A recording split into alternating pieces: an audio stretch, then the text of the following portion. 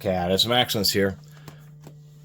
Little video on why I don't collect steelbooks. When I find them for cheap, I just use them as trade fodder at the local video store because they are more collectible. They have a little bit more of a premium. There's a lot of people in my area which do collect them.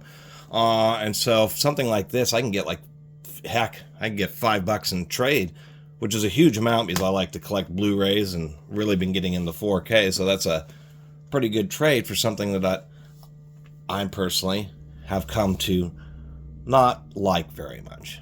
No criticisms to anybody and how they collect their Blu-rays or movies or any of that type of stuff. A lot of people do like them. This is the Django. I'm choosing to make this video about it because it's a particularly low-grade steelbook. Steelbooks are just a metal tin, kind of like the olden days. Their name is indeed steelbook, so that's where the name comes from.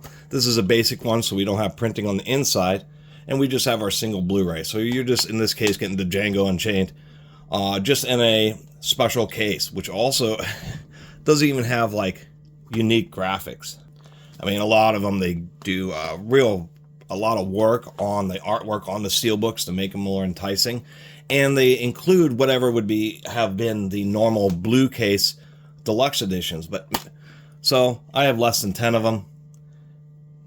Mainly for 4Ks because that's only what I've been able to find. But this the Django is just a perfect example because, of course, I already had it in Blu-ray and found that, oh wow, the graphics are, I mean, they just took that image and blew it up to the back. I already had the triple disc, and what we have here is the very same Blu-ray.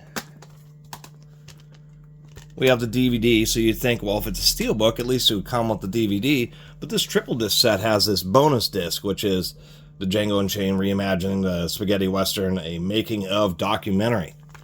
So you think if you're getting the gosh darn steelbook, the collectible steelbook, that this should be a triple disc, just like this one with the DVD and the bonus disc. And most are like that. Most steelbooks do include the bonus sets. You know, I've probably had 100 of these and always trade them in because something like this will be worth $5 in trade at my local video store. I get it at a garage sale for $2 or $3, and I put it towards 4Ks. So the only steelbooks I really have are 4Ks because that's the only way they had the particular title available. There's also the theory that the 4Ks may be the very last format.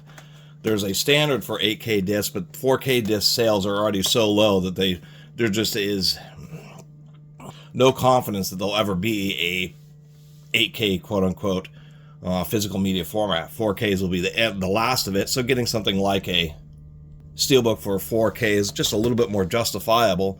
But this, the Django Unchained, is just a egregious example of, you know, special packaging where you're just getting just really kind of ripped off. You're not even getting the special bonus disc, which is really kind of shameful for being a collectible item and not including all the content. And on that little ranty note, I picked this up. The only reason this is an Expendables 1 through 4, the quadrilogy in 4K as a steelbook. I paid $24 for this, and as far as for a like new steelbook, that's a great price. This thing's like $70. But once again, it's just such a frustration. So it's 4 movies, and this time here, they're including both the Blu-ray and the 4K, which you can barely read on this. But what have they done? I mean, it's nearly impossible. First, they have extremely strong snaps.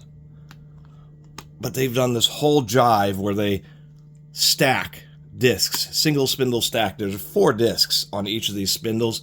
And that is just horrific because what ends up happening is during shipping and handling, the discs will, the case will move, and because of inertia, the discs will want to, quote-unquote, stay in place relative to the case movement. That's how they end up rotating back and forth. And those single spindle mounting is horrible because the discs rub on top of each other, and you get a bunch of these semicircular scratches, and it's just...